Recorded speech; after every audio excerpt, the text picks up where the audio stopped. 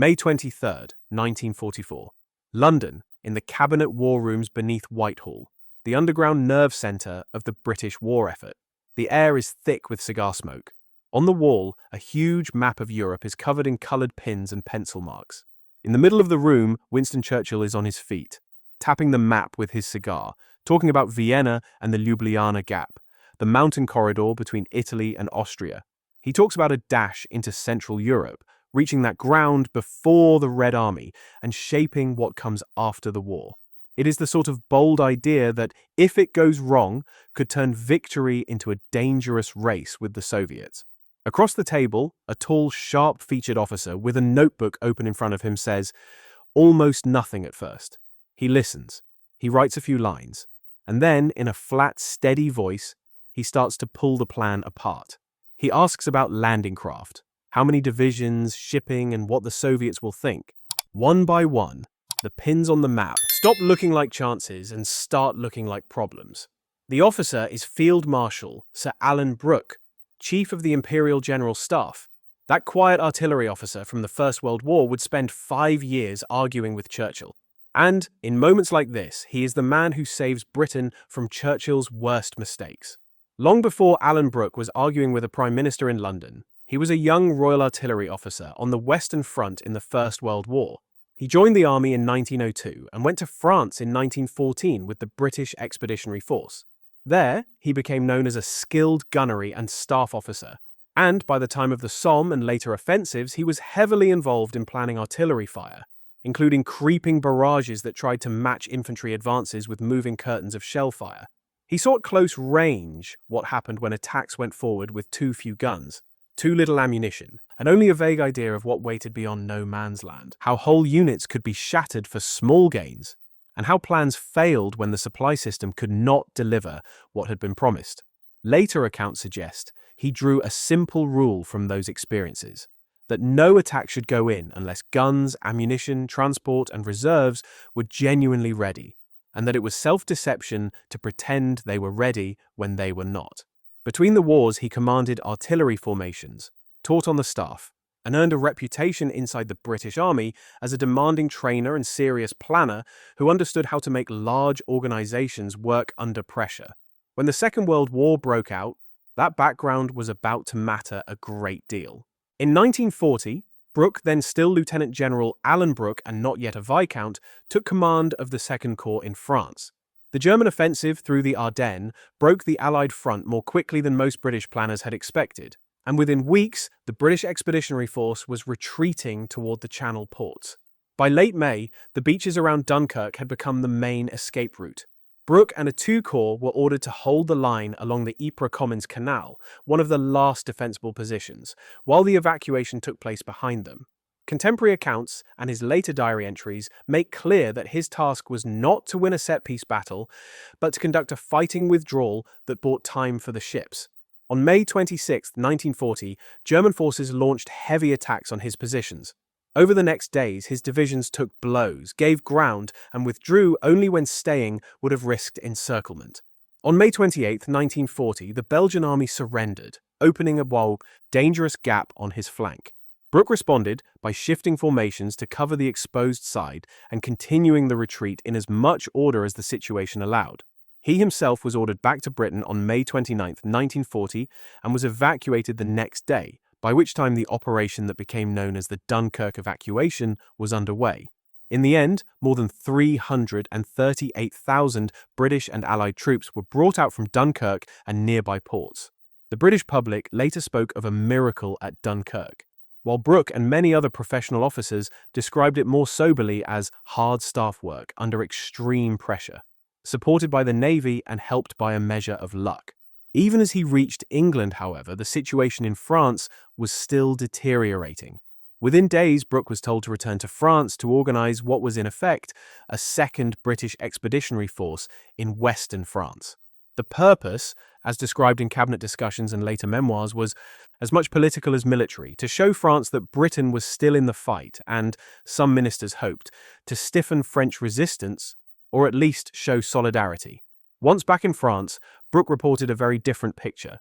He found French units retreating, command systems in disarray, and German armoured forces already pushing toward Paris and the Lower Loire, and later described the idea that a relatively small British contingent could reverse this as unrealistic. During a nighttime telephone discussion with London in mid-June 1940, Churchill pressed the view that British troops had been sent to help convince the French that Britain was still at their side. Brooke later wrote that he replied that it was impossible to make a corpse feel, and that in his judgment, the French army was to all intents and purposes finished as an effective fighting force, and no longer able to register what was done for it. Behind those stark words was a calculation that every division left in. France was one less to defend Britain, so he argued for evacuation rather than a symbolic last stand. After argument in London, the government accepted this advice. The remaining British forces in western France were withdrawn to ports such as Cherbourg and Saint-Malo, and were taken back to Britain in what became known as Operation Ariel. When France signed the armistice in late June, those troops were no longer isolated on the far side of the Channel. Some contemporaries and later commentators described the decision as cold because it meant accepting that France could not be saved. It also set a pattern that would mark Brooke's later role, with Churchill often thinking in terms of gesture and resolve, and a senior soldier who insisted on measuring proposals against what the forces on the ground could actually achieve. After the collapse of France, and with the threat of invasion hanging over Britain, Churchill brought Brooke back to a home role. On July 19, 1940, he was appointed Commander-in-Chief Home Forces with the job of turning a shaken and under-equipped army into a force that could meet a German landing if it came. For over a year, he concentrated on coastal defenses, training formations, and building a more coherent command structure out of what had very recently been a defeated expeditionary force. It was not glamorous work compared with battlefield command, but contemporary assessments and his own later comments make clear that he saw it as essential. On December 25, 1941, Churchill moved him into an even larger role. Brooke replaced Sir John Dill as Chief of the Imperial General Staff, becoming both the professional head of the British Army and chairman of the Chiefs of Staff Committee, just as the war was turning into a truly global conflict. Churchill later wrote, and several colleagues recalled, that he wanted a chief of staff who would argue back rather than simply agree. And Brooke was seen in Whitehall as someone who would challenge proposals he thought impractical. In this new post, he coordinated British strategy with the Americans and indirectly with the Soviets, and helped to balance limited resources between operations in Europe, the Mediterranean, the Atlantic, and the Far East. From late 1941 until victory in Europe, he stood at the center of British high-level military planning, and most major army decisions crossed his desk in some form. When Brooke took up the post, the overall situation was still bleak.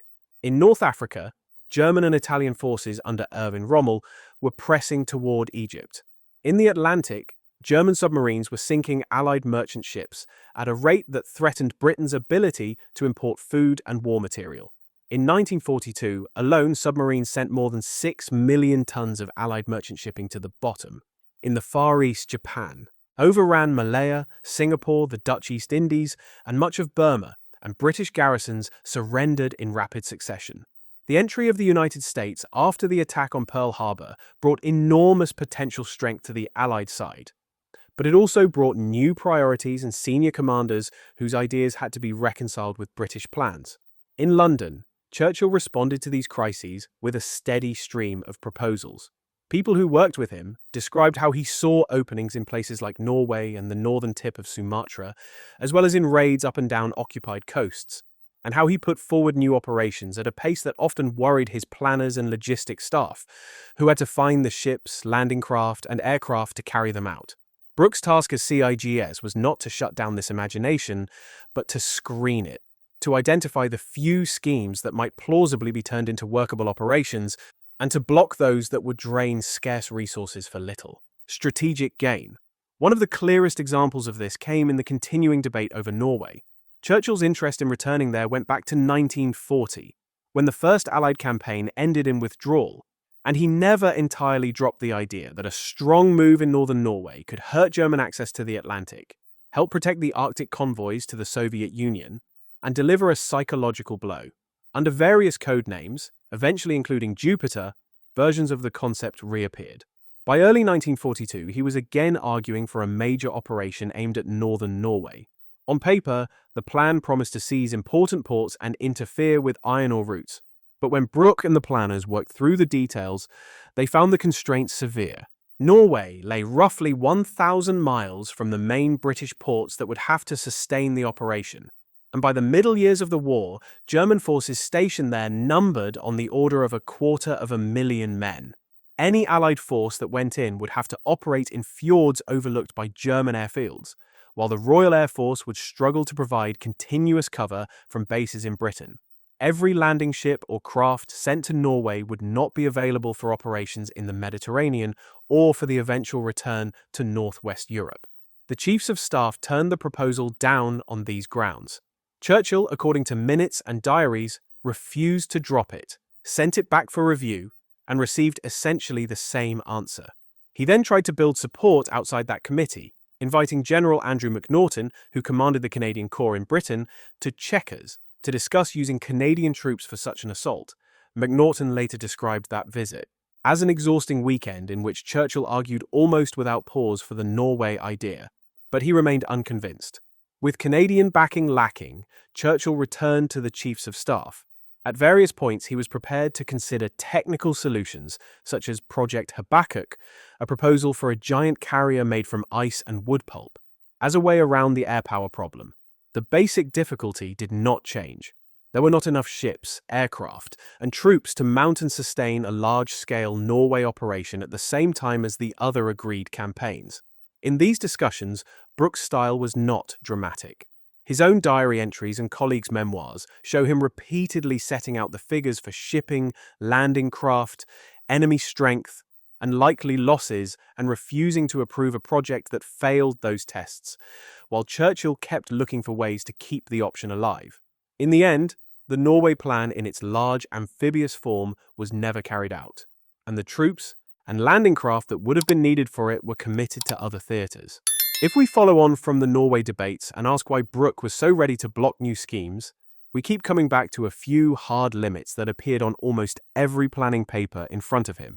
One of the biggest was merchant shipping.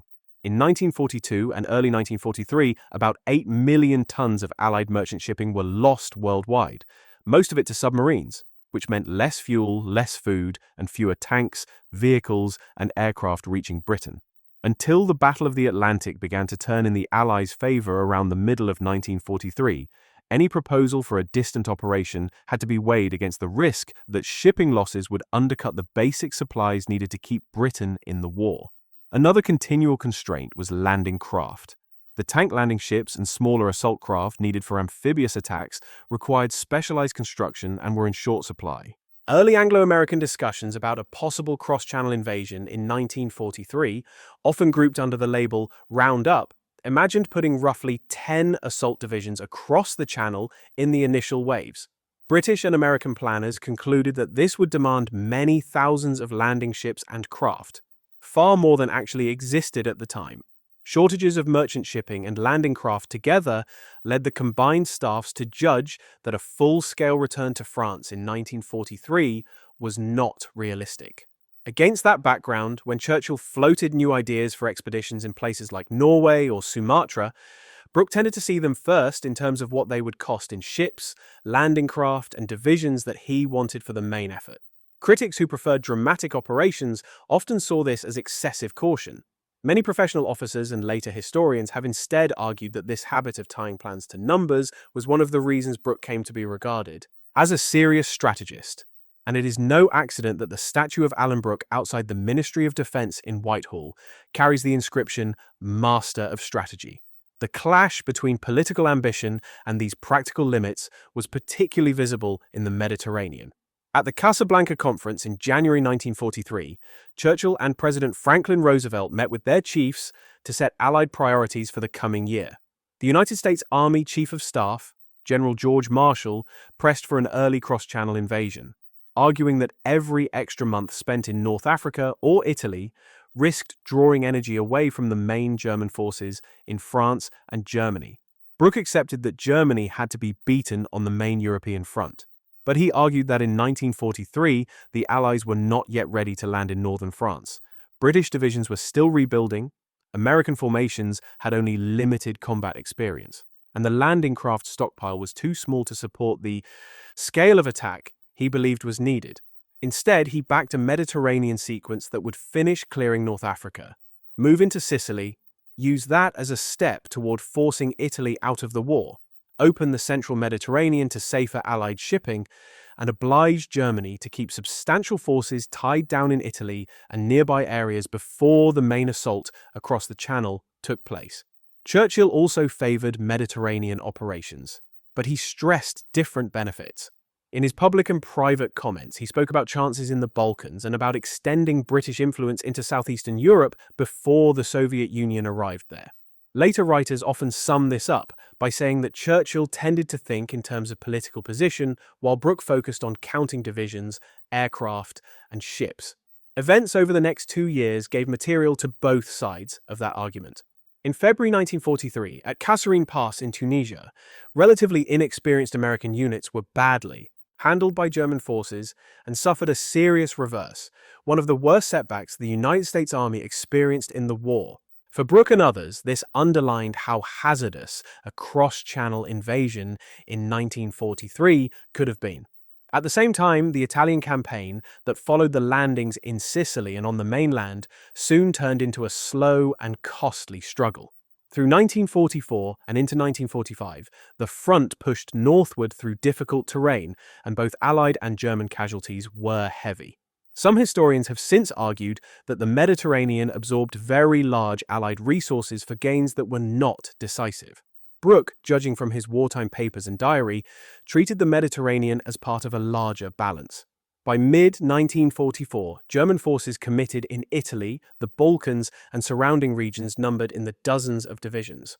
On D-Day itself, Allied forces in the Mediterranean were helping to hold down close to 70 German divisions, while a little more than 30 faced the initial landings in northern France.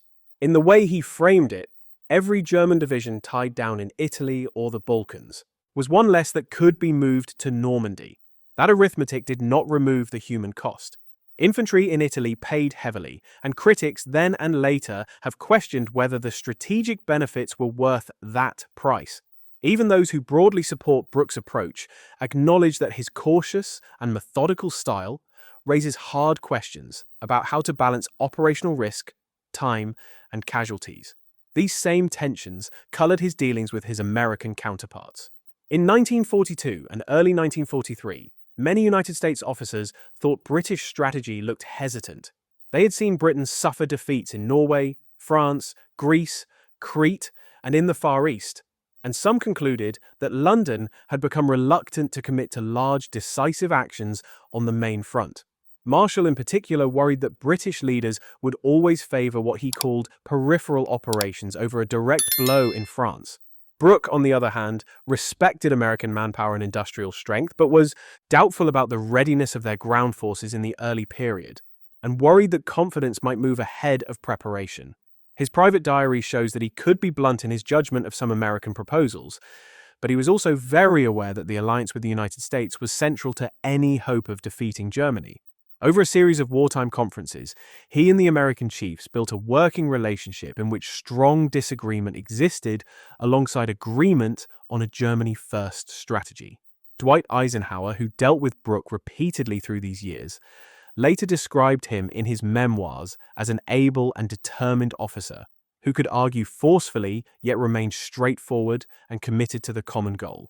The campaigns in North Africa and Italy, painful as they were, gave United States divisions experience before they took part in the Normandy landings.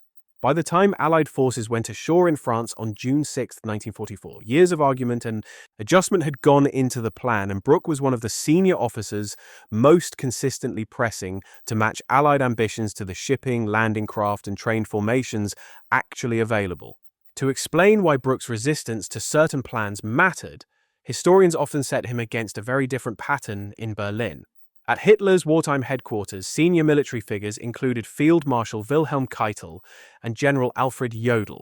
Keitel, as Chief of the Armed Forces High Command, was widely regarded by his peers as someone who seldom opposed Hitler's wishes, even when professional officers believed the orders were unsound, and he acquired the derisive nickname Laketel, a play on the word lackey.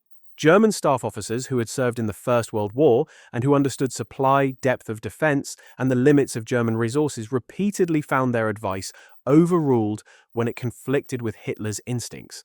The results included overextended offensives, stand-fast orders where a withdrawal would have saved troops and equipment, and a series of decisions that pushed the army beyond what its logistics could support. Brooke's position in London was very different.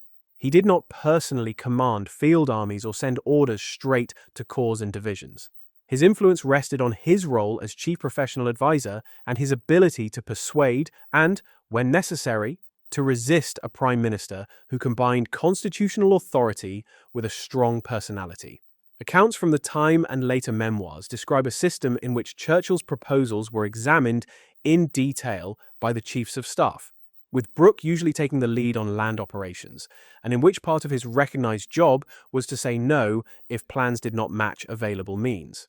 That did not diminish Churchill's importance to Britain's survival in 1940 and after, but it did mean that many of his more hazardous ideas had to pass through committees and staff calculations before they became policy.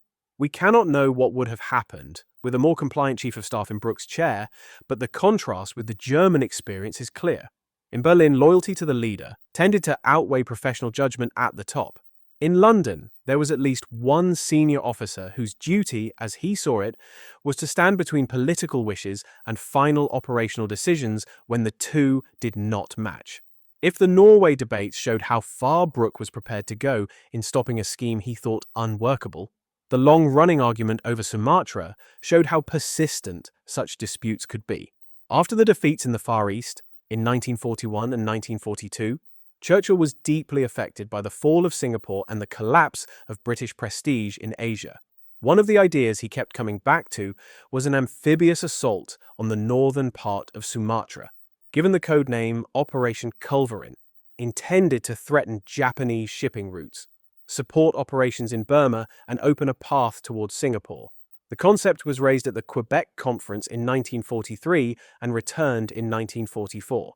Each time, Brooke and the other British chiefs of staff examined it and concluded that it did not make strategic sense. The distances were large, amphibious shipping was already heavily committed between the Mediterranean and preparations for operations in northwest Europe, air support over Sumatra would be hard to sustain, and the resources needed would be drawn away from the main theatre where Germany still had to be defeated. In early 1944, Churchill pressed the idea again.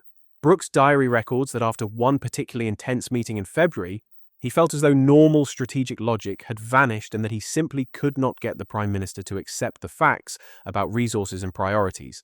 In the end, the chiefs of staff held their line and Culverin remained a paper project. The operation was never carried out, and for Brooke it stood as another example of his responsibility to block ventures that offered political impact but little practical return. Colleagues and later writers also note that his working relationship with Churchill did not collapse under this strain. For all the fierce arguments in Brooke's diary, other evidence suggests that personal dealings between the two could be cordial and that sharp strategic conflict existed alongside a degree of mutual respect. By 1943, one prospective operation had become central to Allied planning, the invasion of northwest Europe. Brooke had been involved for some time in debates over its timing and scale. He argued consistently that the main assault on France should wait until Allied forces had gained more experience. German strength had been weakened by fighting in the Mediterranean and on the Eastern Front, and there were enough landing craft, divisions, and aircraft to give the landing a reasonable chance of success. At one stage, Churchill considered Brooke as a possible commander for the cross-channel invasion, which shows how central he had become in British thinking about the land war. In practice, wider political factors shaped the final choice. By this point, the United States was providing most of the ground forces in the European theater, and President Franklin Roosevelt and his advisors took the view that the supreme commander of such a force should be American. The post went to General Dwight Eisenhower. Brooke's diary entries make clear that he was deeply disappointed. He believed he had given up what might have been the major field command of the war, and he doubted that any successor as chief of the Imperial General Staff would find it easy to work with Churchill. He decided to remain in London, continuing to direct British army policy and to act as a check on proposals he regarded as too risky, rather than seek a battlefield post. By the summer of 1944, the conditions he had laid down for the invasion were largely in place. The force that crossed the Channel on June 6, 1944, included thousands of ships and landing craft, strong American and British assault divisions, and very large Allied air forces. Campaigns in the Mediterranean and on the Eastern Front had drawn off German formations and reduced the Luftwaffe's freedom of action in the West. None of this removed the dangers on the beaches or in the fighting that followed. The soldiers who landed in Normandy still faced strong resistance and heavy casualties, but the circumstances under which they fought in 1944 were more favorable than they would have been in 1943. Brooke watched the invasion and the later campaigns from the center of the system he had helped shape, rather than from a field headquarters. Many officers who served with him came to regard him as one of Britain's most able strategists of the war. Yet, he never commanded a field army in the decisive campaign in Northwest Europe. That gap between his influence and his public visibility is one of the striking features of his career. Throughout the war, Brooke's calculations did not stop with British and American armies. He also had to think about the Eastern Front. By 1942, the Red Army was carrying most of the land war against Germany, taking millions of casualties in battles from Stalingrad to Kursk, while British and American land campaigns, though costly, were still on a smaller scale. That imbalance shaped how he judged new schemes. When Churchill raised ideas for operations in the Eastern Mediterranean or the Balkans, Brooke and the other chiefs often asked whether they would really draw German divisions away from the Soviets or simply complicate relations inside the alliance without changing the main front. The sharpest version of that debate came late in the war over advances into Central Europe. In 1944 and early 1945, Churchill showed strong interest in pushing Allied forces from northern Italy through the Balkans and the Ljubljana Gap toward Austria and possibly Vienna. In his letters, he tied this to the political shape of post-war Europe and the hope that Western forces might reach certain areas before the Red Army arrived. Brooke looked at the same idea and saw different risks. By then, German power was clearly fading, and planners were thinking about how to end the war in Europe and then turn more strength against Japan. A drive toward Vienna from the south risked putting Western and Soviet armies face to face just when cooperation with Moscow was still needed, and it would pull shipping and divisions away from the agreed main advances that were already underway. As in earlier disputes, he argued against the scheme. The Western Allies moved into Western Austria and southern Germany along agreed axes, while Soviet forces took Vienna in April 1945. The post-war division of Europe reflected that general pattern.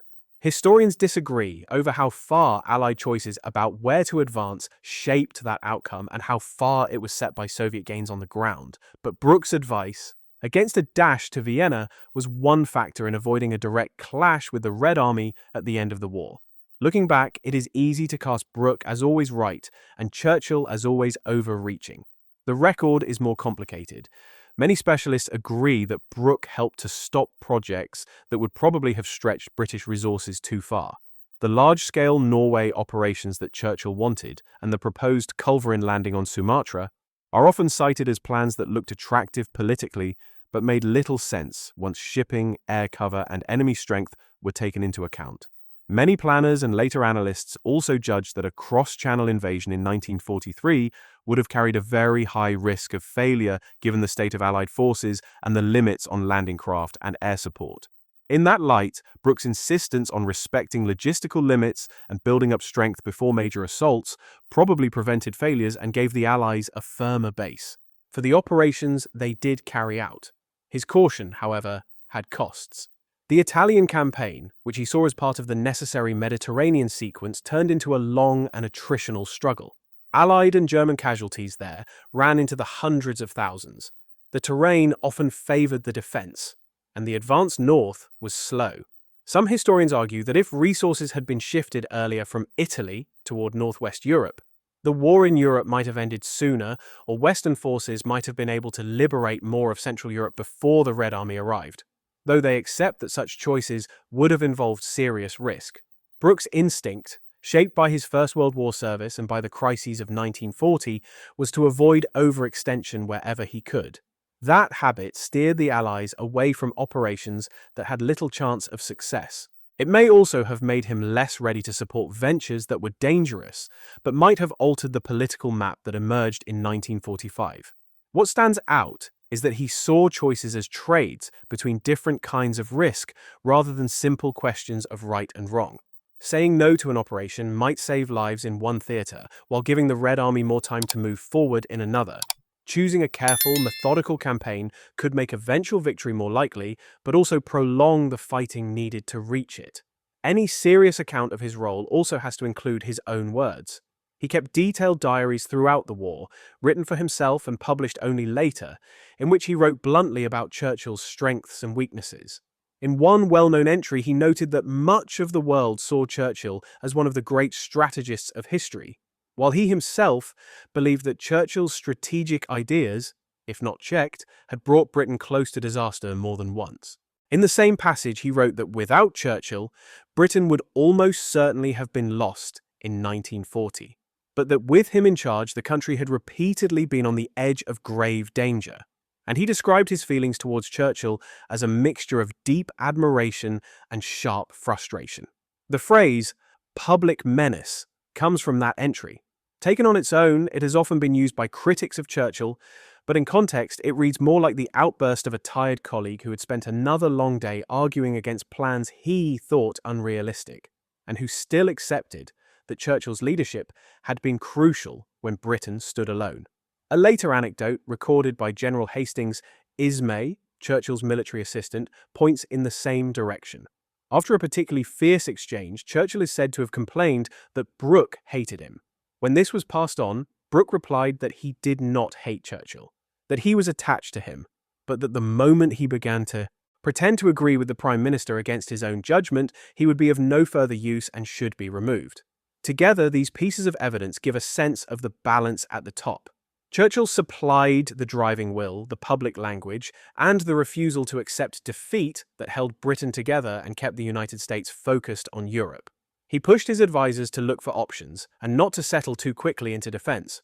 Brooke supplied much of the restraint, speaking for an army with limited manpower that could not afford many disasters, and drawing on memories of what happened when poorly prepared offensives went forward in the First World War.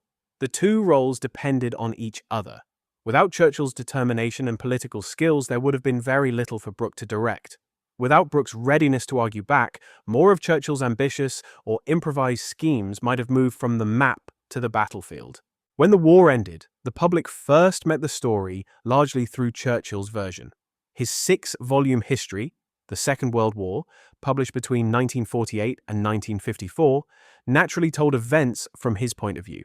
Brooke appears in those books as an important figure, but the nightly arguments, the blocked schemes, and the depth of the strain between them are much less visible.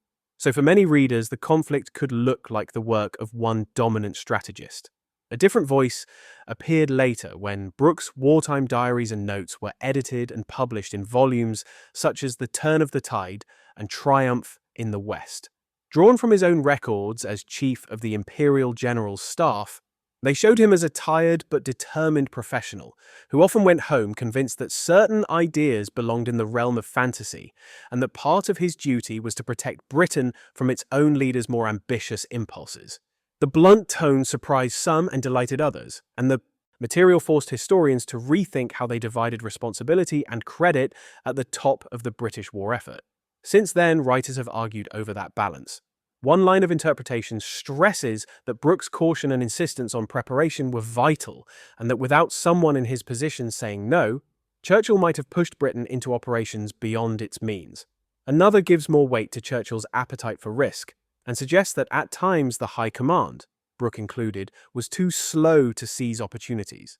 There is disagreement over particular campaigns, but there is broad agreement on one basic point: that the war in London was shaped not by a single genius or by an anonymous committee, but by a difficult partnership between a political leader who thought in broad strategic and political terms, and a professional soldier whose loyalty was expressed as much in argument as in obedience. In London today, that balance is echoed in stone and bronze. Outside the Ministry of Defence stands the statue of Alanbrooke with the plain inscription Master of Strategy. Near Parliament, Churchill's statue looks out over Westminster. The two monuments are often considered separately, but they belong to the same story of how Britain was directed in war. Alanbrooke never became a household name in the way that commanders like Montgomery, Eisenhower, or Patton did. He did not command at alamein, Sicily, or Normandy. For most of the conflict, he worked in rooms lined with maps and papers rather than in forward headquarters. Yet from the retreat in France in 1940 to the last campaigns in Germany, his influence runs through many of the major British decisions. He helped ensure that most of the British expeditionary force was brought home from France when some voices wanted to send more men into a collapsing front. He argued against sacrificing Britain's remaining divisions in gestures that might have looked brave but would have left the country weaker if invasion came. He resisted large schemes in Norway and against Sumatra that promised prestige but did not make sense once shipping, air power, and enemy numbers were examined. He supported the Mediterranean sequence that, despite heavy casualties, helped remove Italy from the war, tied down German forces, and contributed to the conditions in which Normandy could be attempted. He pressed for the cross-channel invasion to go ahead only when the Allies had enough landing craft, troops, and aircraft, and he weighed ideas for Balkan ventures, not only against maps but also against the need to keep the Soviet alliance functioning. He made mistakes of his own, as any senior planner in a conflict of that scale would. Some of the options he rejected still draw those who like to imagine what might have happened had the Allies moved faster in certain directions. Some of the campaigns he supported, especially in Italy, cost more in lives than their immediate gains appeared to justify, and his diaries show that in private he could be sharp, sometimes unfair, in his judgments of colleagues and allies. Even so, many historians see his refusal to act as a compliant advisor as one of the strengths of the British system. In a war where the German high command became increasingly dominated by obedience to the leader's wishes, Brooke's habit of questioning proposals and matching aims to means gave Britain something different. His contribution does not rest on a single famous victory. It lies in a series of choices that avoided some potential disasters, preserved formations for later use, and pushed scarce resources toward operations that offered real strategic effect rather than mainly rhetorical impact. By 1945, Britain was exhausted and heavily in debt, but it had not been invaded.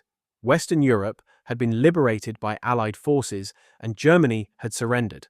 The peace that followed was not the settlement that Churchill or Brooke would have chosen, but the combination of Churchill's drive and Brooke's restraint had carried the country through. Churchill's account of that journey reached the wider public first, with Brooke's side of the story emerging more slowly through edited diaries and later studies. Taken together, they reveal a different kind of commander at work, one whose main achievement lay less in directing battles personally in the field than in the difficult, often unpopular task of deciding which battles should not be fought at all. Thanks for watching, and please consider subscribing, and click the video on the screen to watch another.